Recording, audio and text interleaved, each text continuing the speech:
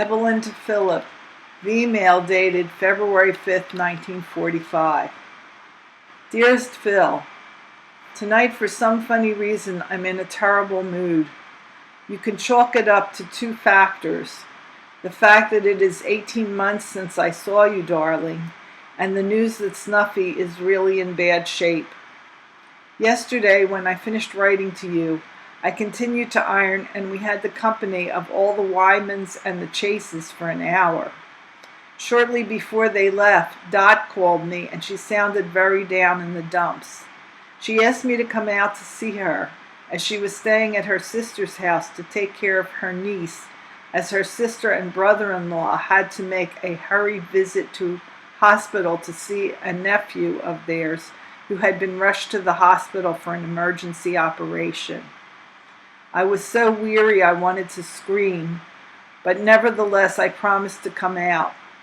I left the house immediately after dinner, took the bus, subway, and the 13 car out to 55th and Chester Avenue.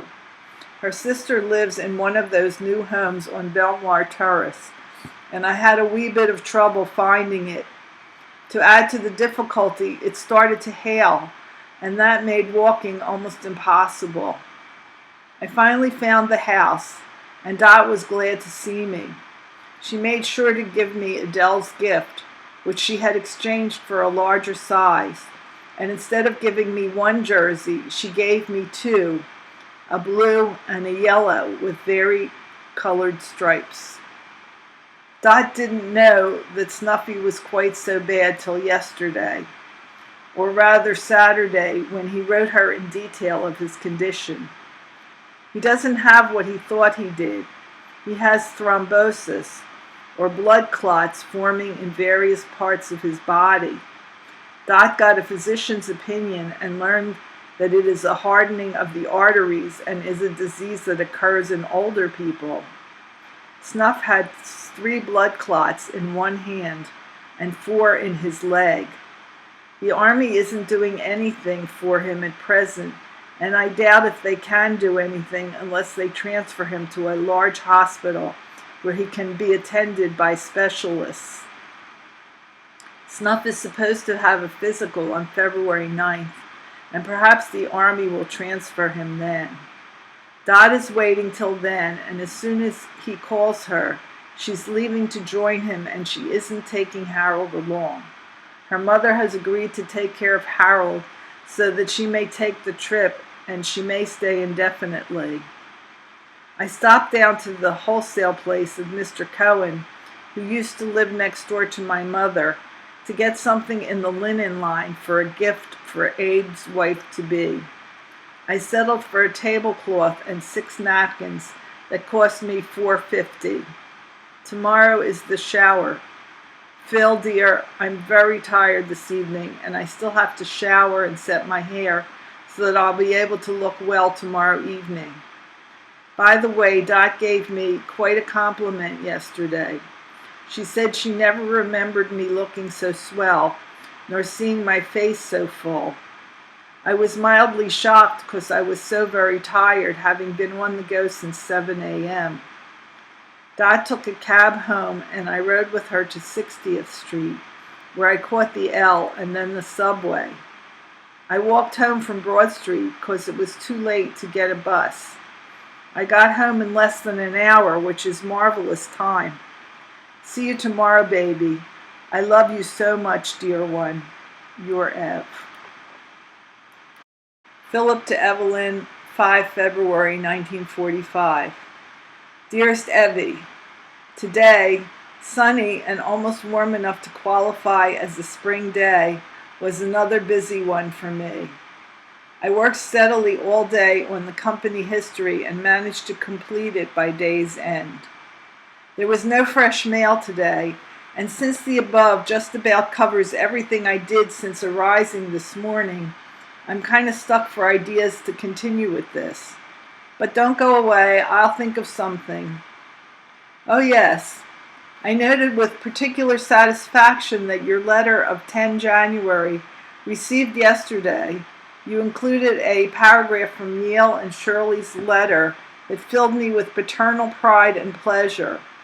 The fact that Barbara's aunt and uncle, who no doubt thought as highly of her infant beauty as I did, could volunteer the opinion that they consider Adele much prettier than Barbara was at her age, impressed me tremendously. It's a strange coincidence that I mentioned the dream I cherished for my daughter, that she'd be as pretty and personable as was Barbara, only a week or two ago.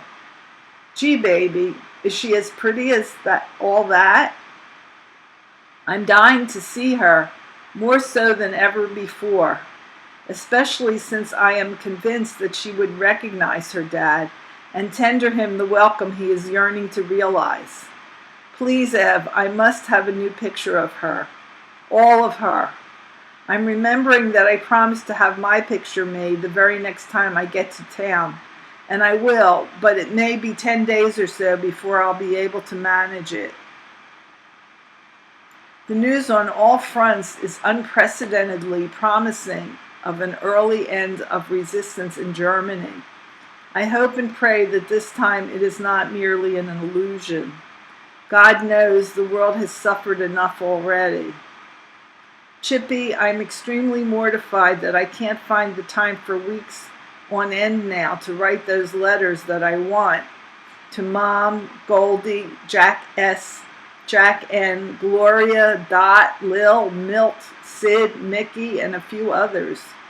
Hell, if I could only write one each day to one of them, I'd be caught up in about 2 weeks. But my daily letter to you takes just about all the spare time I have of an evening. It really does. The only alternative is to spend my pastime writing letters, and the last 2 times I couldn't even manage it then. It annoys me no end that it should be so, especially since I can't expect all the aforementioned to understand why I don't have the time. I doubt if you do, darling. Whatever happens, though, I have determined that nothing will deny me the privilege of writing to you every day from now on, if it's humanly possible to do so. Give my love to all the folks, honey. Tell Adele how much her dad loves her. I think she might just understand. I'll tell you how much I love you, my Evie, even though you must have a pretty good idea. I adore you. Devotedly, your Phil. Jack Nierenberg to Evelyn, February 5th, 1945, 1900. Misdated 1944. Dear Evelyn, here I am on my way back, about 2 hours from Chicago. Before I go any further, though, I'm stopping to say thanks again to all of you for a lovely time on my visit. In some way I can't quite describe, I feel especially grateful to Mrs. Strongen. Perhaps it was because, in addition to being just swell to me on every occasion that we meet, which in itself warms my heart, she also chose to accept my viewpoint on Marjorie, rather than vehemently opposing it, though she feels as deeply about it negatively as any of my relatives will feel once they know. I could see it, I guess, and because I could, it is all the more sincerely that I say to you, Mrs. Strongen, thank you. Marjorie wrote and told me of how very happy I seemed in the letter I wrote that Monday night telling her of my visit. So you too, Ev, made me feel good. I feel rather excited now that I am only hours away from seeing Marge. Guess I'm really in love, Ev. She's written some lovely letters to me in the past week. She really does love me. I know by some of the things she says. She wants me to be very, very sure I love her too, and above all to be honest in saying I don't if I don't. She'll be reassured when she received a letter I wrote that crossed hers in the mails. I had a lovely engagement ring made up using one of the 3 diamonds in the big ring. Len did the same. Platinum was twice the price of white gold, so he and I chose white gold. I had pointed out to myself that very much depended on her parents' acceptance of me as to whether or not Marjorie would be offered the ring. I don't know if they accepted me when I visited them yesterday for 6 hours, but they couldn't have been nicer to me had I been their son-in-law already. Here's the hitch, though. I don't know if they're aware of our serious intentions. When I've seen Marjorie, I'll tell you more. Anyway, they're wonderful people. Now I know how come Marjorie is such a swell girl. The only thing I wonder about is how come she isn't beautiful, 'cause her mother certainly is, and her dad is handsome. They have a lovely home. It isn't at all lavish, as I honestly had feared it might be. It was just very, very nice, and anyone could see how wonderfully it was planned. Her mom calls it, quote, a nice place to grow old in, end quote. Ev, I returned the pin. I decided against buying it because I didn't have the dough to do both that and get a new case, face, and wristband for the Benris movement I'm having done up to give to Marjorie. Max is doing that, so it was easy to return the pin. Well, kid, here's where I quit. But not before saying I hope you're all well and that the near future ought to bring you your loved ones, 'cause you and they are surely deserving. As ever, Jackie. Sonia Foreman to Evelyn, February 5th, 1945. Dear Evelyn, I received your card and I thank you very much for your effort. Don't bother about it anymore, as I will try and get it here. We are all fairly well, thank you.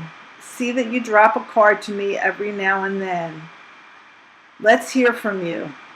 Best regards to Mrs. Strongen. Keep well and smile. Regards to Phil. Regards from Phil. Love, Sonia.